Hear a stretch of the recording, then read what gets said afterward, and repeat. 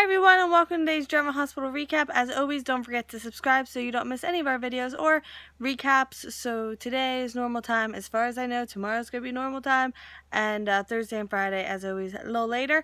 But let's get right to it. I'm just going to say it right off the bat. Today was one of the best episodes of the year, if not the best episode of the year, in my opinion.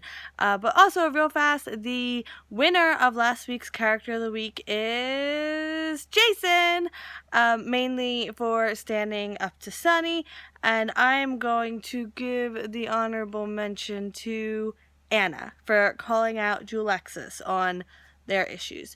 So let's get right to today's episode because I can't.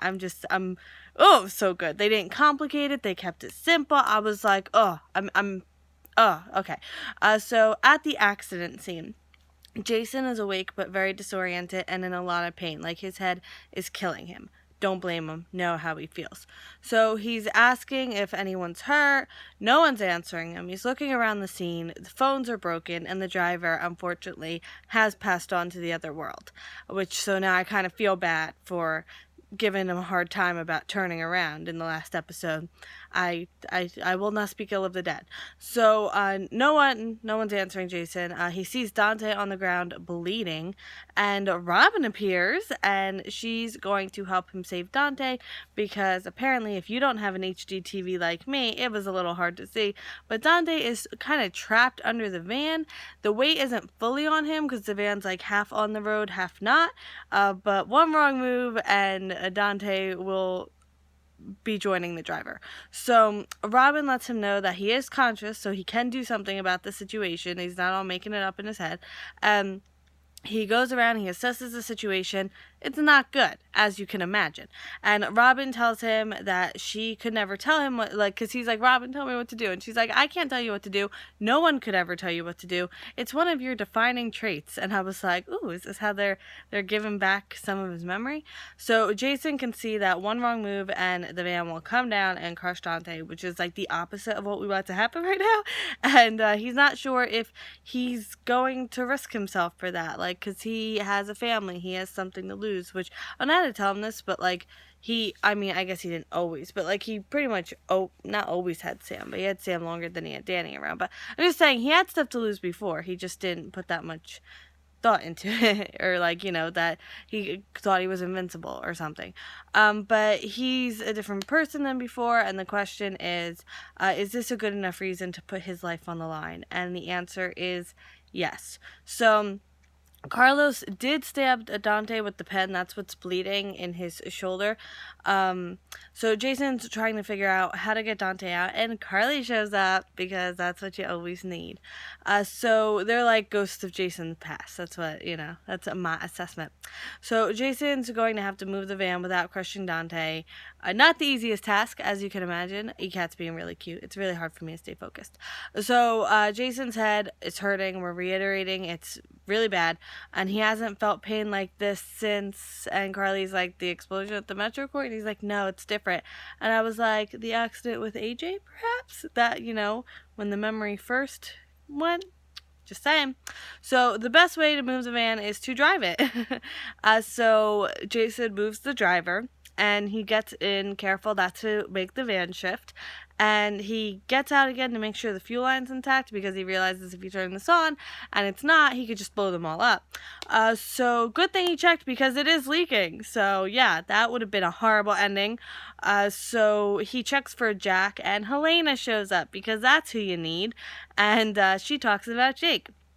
And I think she said something about Jason not remembering what happened to Jake on Cassadine Island, which I thought was a little weird because, I personally always thought that the two of them were either together or had some interaction on Cassadine Island. He just didn't remember it.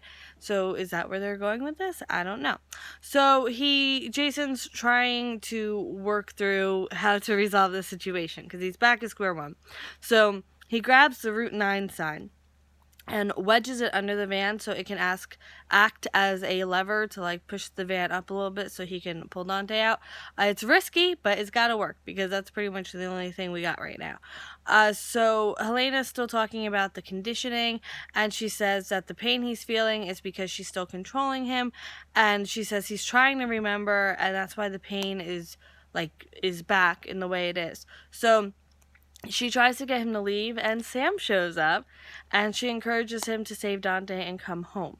So Helena says that he's going to pass out, and his memory is going to be wiped again, and he'll be back at square one, and he'll get on his motorcycle, and he'll leave, and he'll be back under Helena's control.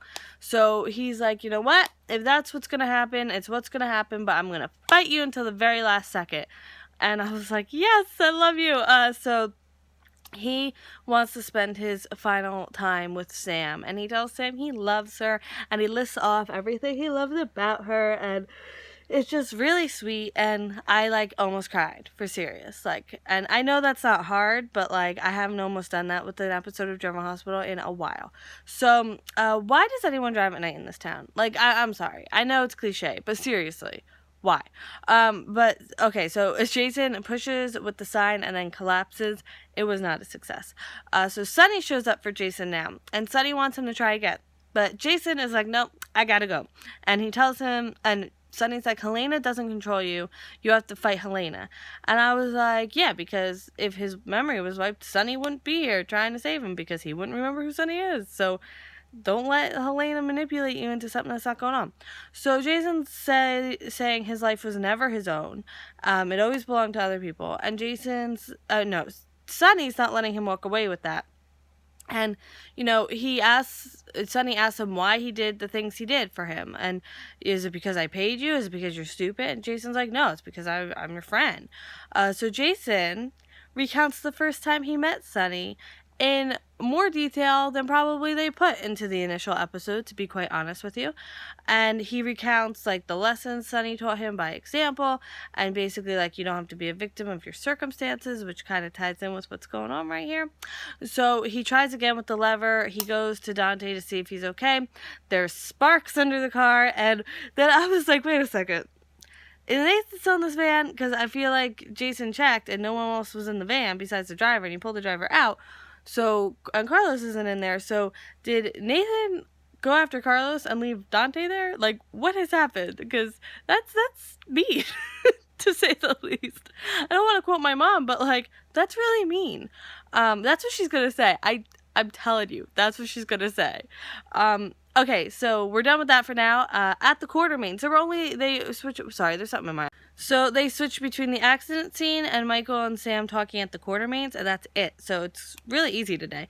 So at the Quartermains, Sam is over, Danny isn't back yet, and Michael comes, and Jason's not there, and he was supposed to be. So the groundskeeper is keeping the puppy that Monica brought, and Danny is visiting the puppy. That's where he is. They talk about Alexis and Carlos and how Jason showed up to talk him down when he was talking to Carlos and, you know, potentially getting into something not so good. And Michael and Sam, they talk more about Jason. Like, they haven't really done that. Like, they've really only just talked in passing. They haven't gotten a chance to really talk about. And he misses how Jason used to be. So they acknowledge that Jason being back is a miracle, but they both feel the disconnect with Jason past, and she feels like she has Michael. So Sam feels like she has to grieve for their memories alone, but she knows that Jason being alive should be enough for her, and she doesn't want to jinx it. She talks a little bit about the Helena curse, and she thinks that's why Julexis is a mess. And then she mentions, like, the wedding being a hostage situation, but correct me if I'm wrong, the wedding happened before the curse, but just saying. So Sam believes that Julian had Duke killed, and Sam and Alexis are stuck in the middle, but Sam feels like it's really only Alexis stuck in the middle, because Sam, she's accepted him for who he is, but Alexis is clinging on to this reform story and, like, isn't exactly accepting of who Julian is without being reformed. So Sam doesn't think Julian stands a chance against Sunny, and Michael says that Sunny's gone really far to keep the peace, probably farther than Julian and Alexis believe, and, you know, Julian thinks he's only standing because, you know, he's so good, when it's really just because Sunny has let him. You know what I mean? So Sam thinks Alexis is better off without Julian, and if he goes to jail, like, this will all be over and they can all move on. And then she feels like a hypocrite because everything Alexis said to her about Jason. And Sam feels that Julian is using Alexis and Jason would never do that to her. And Michael thinks Jason was fighting himself when he was with Elizabeth, and Sam and Jason are supposed to be together. Like, that's where he fits. And there's a new Danny, and Jason's absence is starting to be felt. Like, he should be there by now.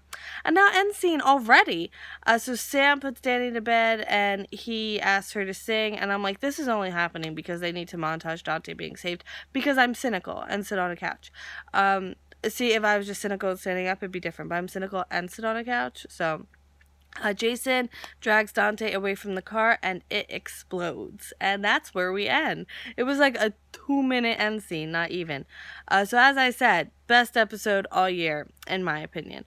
It's a little early to put your votes in for Character of the Week, but I have a feeling we already know who it's going to be. So if you want, you may vote in this video.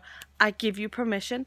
And thank you so much for watching today's video.